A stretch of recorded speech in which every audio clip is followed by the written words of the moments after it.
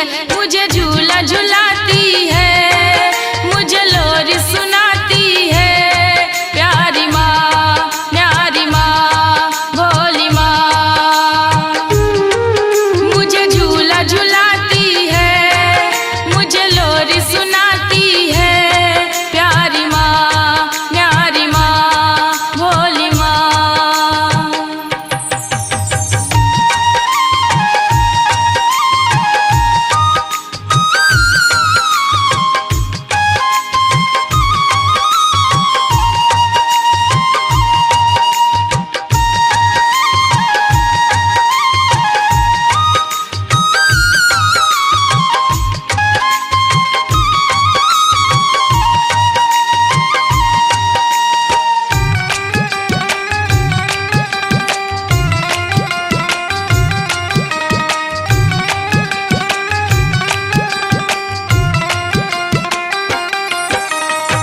पल पल हर पल मुझको मैया गोद में सुलाती है।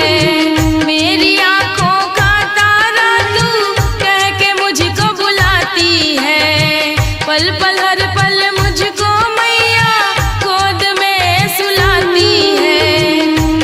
आँखों का तारा तू कह के मुझको बुलाती है। मुझे झूला झुलाती है, मुझे लोरी सुनाती है।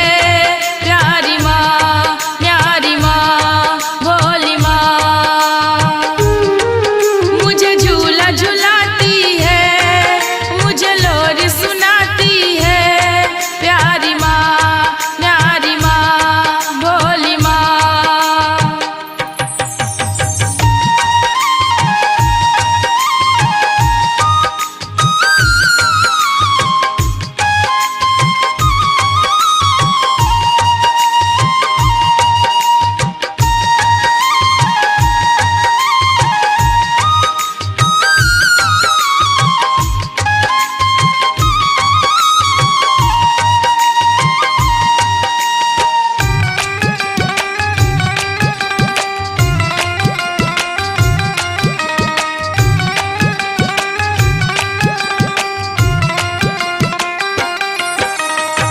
जब जब मुझको चोट लगी तो माँ दौड़ी चली आती है।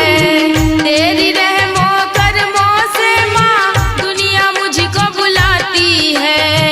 जब जब मुझको चोट लगी तो माँ दौड़ी चली आती है। तेरी रहमों करमों से माँ दुनिया मुझको बुलाती है। मुझे झूला झुलाती है, मुझे लोरी सुनाती है। प्यारी माँ, न्यारी माँ, भोली माँ, मुझे झूला झुलाती है, मुझे लोरी सुनाती है। प्यारी माँ, न्यारी माँ, भोली माँ। माँ, मोरी माँ,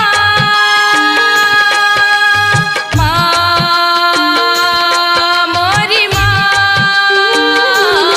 प्यारी माँ, न्यारी माँ, भोली माँ,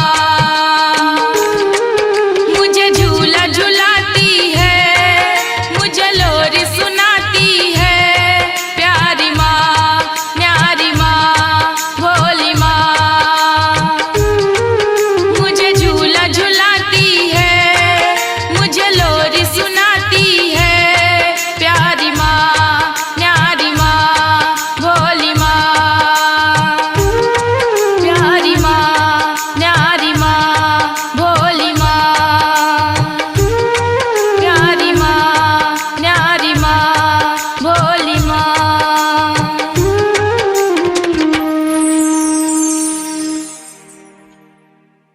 अपनी आवाज को दीजिए एक नया मुकाम।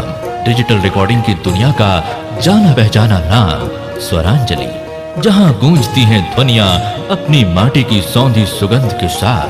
छत्तीसगढ़ी संगीत के विविध रंग जो पहुंचाते हैं पूरे प्रदेश में डिजिटल रिकॉर्डिंग के संग।